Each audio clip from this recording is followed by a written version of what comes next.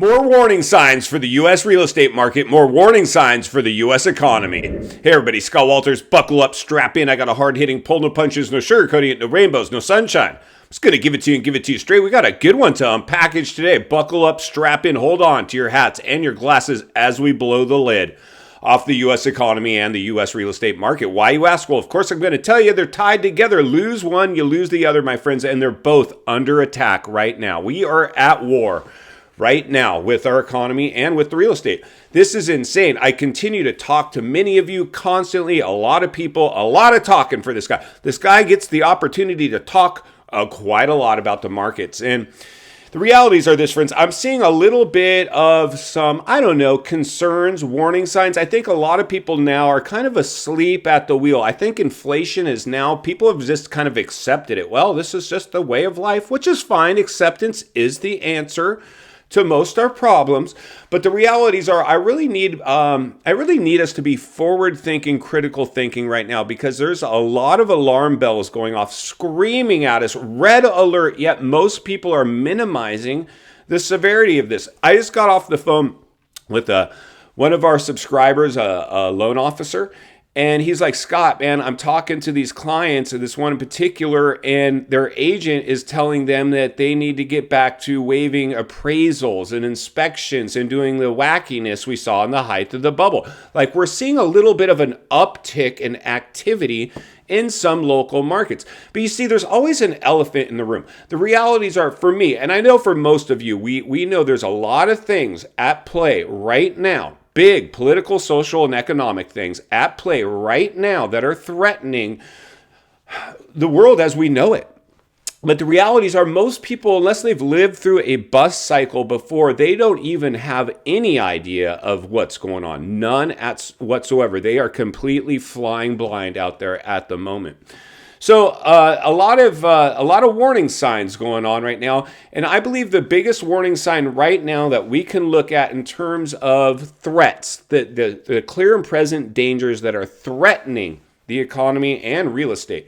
And I think because this people are, the housing market, residential, is the more polarizing topic because we all want to own a house. I mean, that's why we're seeing these wacky, basically bailout programs for first-time home buyers, bad credit home buyers, any kind of home buyers, rate buy-down home buyers, whatever, be initiated and ushered in because the market is basically on life support right now. We're trying to throw life support rings, measures, life jackets to the housing market. But the reality is you can't save something that exhibits bubble behavior. They're always at risk of popping. In fact, like we've talked about many times on the show, if not every time, anytime the housing market exhibits bubble behavior, throughout history, they've always crashed. So anybody saying no crash risk here, well, there's always crash risk. In fact, high crash risk. In fact, if we escape this one, it'll be dodging a bullet. And I just don't think that's a realistic expectation right now moving forward. So we're seeing everything on life support. But here's another glaring warning sign. This was sent in courtesy of one of you, a subscriber. So to drive our point home today, let's go ahead and uncover one of many elephants in the room. Then we'll meet back here to wrap it up. Let's get started. Posted on the Wall Street Journal, fire sale, $300 million San Francisco office tower, mostly empty, open to offers. 350 California Street was worth $300 million 4 years ago. It might sell for 80% less now, brokers say.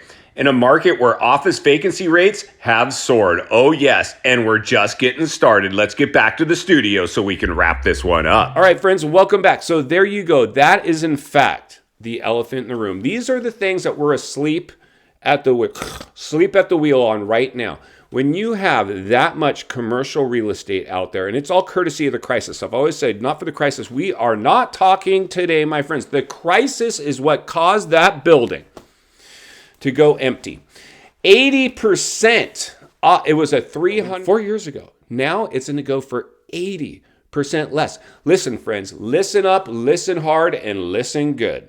Real estate is real estate. Land is land. They will all behave differently. But let me just tell you, for example, what I see personally, if we're seeing real estate, in this case commercial, in San Francisco, one of our 100 biggest metros in America, take a bite out of the real estate apple at that level. Don't you fool yourself. Don't you fool yourself that their housing market is following suit as well. We are seeing hefty. Now, we had hefty run-ups, of course. So hefty declines will still barely put us back down to pre-pandemic levels. But let me explain just a little bit, if I may. My position on this right now, I'm going to go ahead and go out on a limb. We're going to do a little predicting today. A prediction show. Crystal ball is coming out. San Francisco's housing market is already exhibiting a race to the bottom. Their commercial real estate now is going to auction block 80% off. I believe, and because of the heavy tech sector and influence, Silicon Valley and all that, in that area, and the jobs that are being evaporated are in that sector, and the crime, everything, their social structure and political structure compromised in a massive way. And like I said, throw a dart at a map. I can go on to Portland and Seattle and wherever else we want to go, and they're going to follow the same scenario.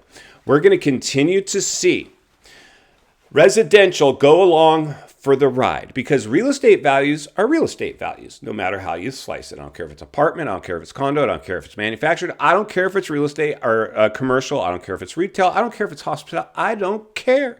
Real estate is real estate. It all goes along for the ride. Some just behave differently. Maybe get hit quicker, come back sooner, but everybody gets touched in an economic downturn. Now, this was the sector most exposed because of shutdowns, people going home to work.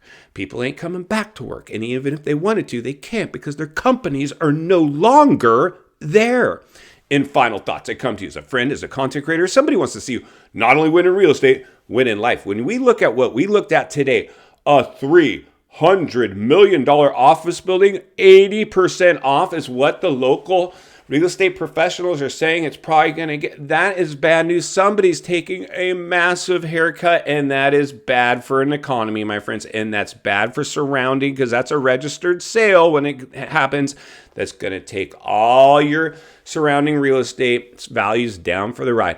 And this is going to trickle into the residential market because these are jobs that are no longer there. And the people that need to make those big payments, especially the people that bought in the height of the biggest bubble ever produced in world history that now have buyer's remorse, especially our bubble buyer FOMO buyers. It's going to take a bite out of that. It will lag because that house will serve a utility purpose that maybe an office doesn't. It'll lag, but it's going along for the ride. I predict that we'll see by, I don't know, let's just go 2029. I believe you're going to see easily that city in big trouble. It wouldn't surprise me if it happens by the end of this year, in the middle of next year. But I think we don't hit the bottom of this real estate crash when it finally decides to do its thing. Will probably be 2029 is when we can mark that day like we marked 2008.